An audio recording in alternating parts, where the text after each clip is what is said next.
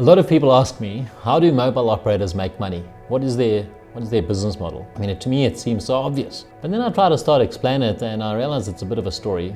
So here it goes. All mobile operators have a very simple profit formula.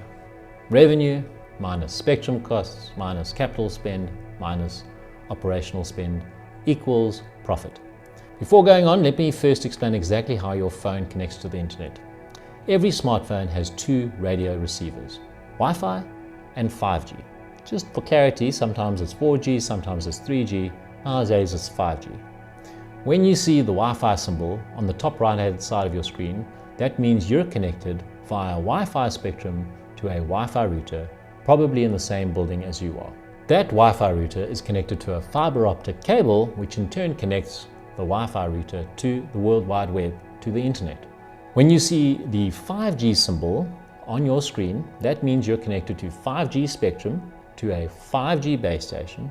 Probably that base station's on a high building or in a mountain nearby.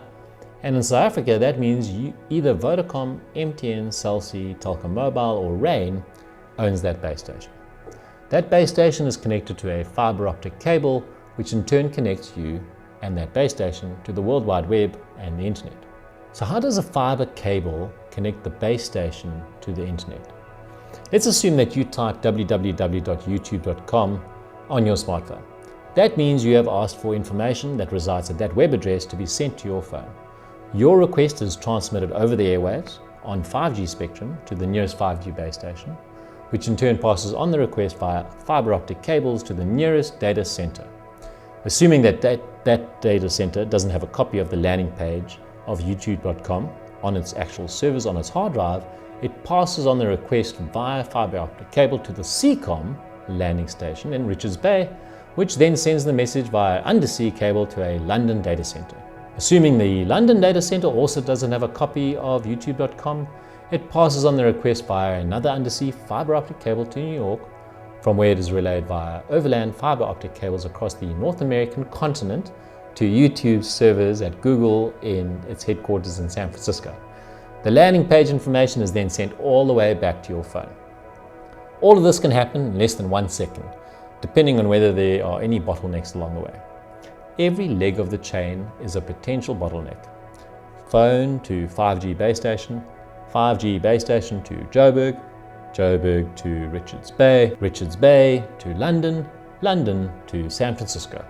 Fortunately for us users of the internet, there are very few bottlenecks left. Over the past 25 years, millions of kilometers of fiber optic cables have been laid across the world. Even in South Africa, we now have multiple fiber cables running between cities and under the sea, and we have enough capacity to carry traffic almost anywhere. The only bottleneck left that can slow down your internet experience is the wireless link from your device to the nearest 5G base station. Your cell phone connects with the base station over the airwaves wirelessly. The airwaves can become congested, they can become full, which then slows the transmission of data to and from your phone. In other words, it doesn't matter how fast the base station, the 5G base station, communicates with the rest of the world. The speed of the connection of your phone depends on whether there is enough space in the air between your phone and that 5G base station. Now, mobile operators can address this congestion problem in one of two ways. They can get more spectrum, or they can build more base stations. Either the mobile operator must acquire more 5G spectrum to handle the increased traffic, or the mobile operator must densify its network of base stations. Now, where do mobile operators acquire 5G spectrum? From the government, of course. Now, why does the government control spectrum? The world's airwaves are governed by an organization in Switzerland called the International Telecommunications Union, or the ITU.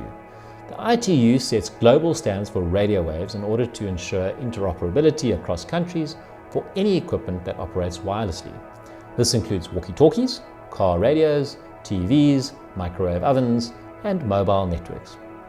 In order to ensure your phone works no matter where you are in the world, and to assist manufacturers to standardize radio equipment on your phone, the ITU allocates certain spectrum ranges for the exclusive use of mobile communication.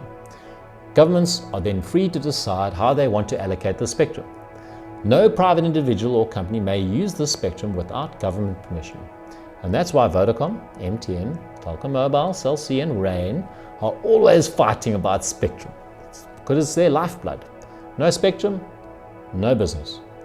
In order to get spectrum, these companies pay license fees to the government.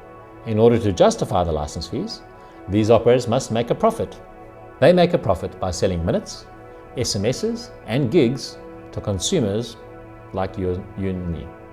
In other words, consumers like you and me are in fact paying the government for the use of licensed spectrum.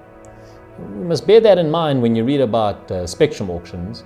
Don't get too excited when you see mobile operators are forced to pay billions for spectrum allocations. If the likes of MTN and Vodacom are forced to pay government enormous sums in order to gain more spectrum, they simply pass those costs down to consumers who ultimately pay higher fees for phone calls and mobile internet. That's how spectrum works. Now to the other half of a mobile operator's business model, base stations. Each 5G base station has its own mini business model. Revenue minus capital spend minus operational spend equals profit. Revenue is calculated based on the number of minutes, SMSs and gigs sold, multiplied by the average retail rate for each category. For example, if in 1 year MTN sells 10 million minutes, 10 million SMSs and 100,000 gigs at an average retail rate of R1.80 per minute, 30 cents per SMS and R100 per gig, respectively, then it will generate 31 million rand in revenue. That's the total amount of money coming into the bank. Now you have to calculate the total amount of money going out of the bank. First, you must spend money building physical 5G base stations.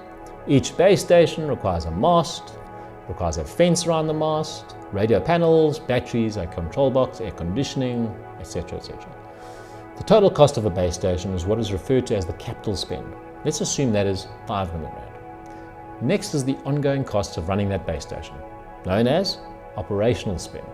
This is all the expenditure related to keeping that base station functional, including electricity, rent, fiber connectivity, network monitoring, maintenance, security, etc., etc.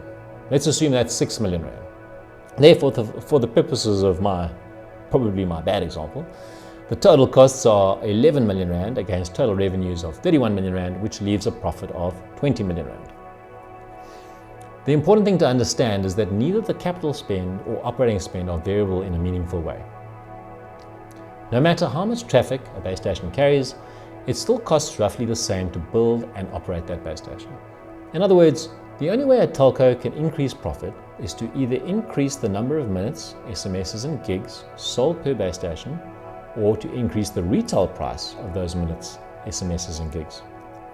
Bear in mind that there is a ceiling to the number of minutes, SMSs and gigs that a base station can carry based on the amount of spectrum available. Once the base station's spectrum allocation is full, it can't carry any more traffic. In other words, in the absence of increasing retail rates, which is kind of difficult for guys to do, the only way a telco can generate more revenue per base station is to get more spectrum and therefore be able to carry more traffic on that base station. Which once again illustrates why operators are so keen on spectrum. So, why is home fiber cheaper than mobile data? Well, firstly, home fiber doesn't require licensed spectrum and all the ancillary costs. The only wireless component of home fiber is the Wi-Fi spectrum that your phone uses to connect to your home Wi-Fi router. Wi-Fi spectrum is specifically designated by the ITU for public use globally. Compliance with ITU rules is a condition of membership of the World Trade Organization, also known as the WTO. That means governments that restrict the use of Wi-Fi spectrum are kicked out of the WTO, which means they can't trade globally, which is a bit of a bummer. Being classified as public spectrum means there are no Wi-Fi spectrum fees. There is no need to pay the government, which means there are no spectrum costs to recover from consumers, which means fiber companies can have much lower retail prices. Secondly, home fiber doesn't need base stations. Your Wi-Fi router plugs straight into the fiber, bypassing the need for a 3G or 4G or 5G base station. That means home fiber has no capital spend for 3G, 4G, 5G base stations, and no operating costs related to those base stations, for example, electricity, security, maintenance. Of course, you still have a bit of capital spend and a little bit of operating spend. The fiber network operator must install fiber into your home, but installing fiber is a lot cheaper than building a base station. And fiber lasts longer, it carries more traffic, it's faster, and it doesn't require electricity, which makes the home fiber profit formula so much better than that for mobile data. There's no spectrum costs, there's much less capital spend, there's much less operating spend, and hopefully that explains why home fiber is so much cheaper than mobile data. At the end of the day, it's just business. Companies exist to make a profit.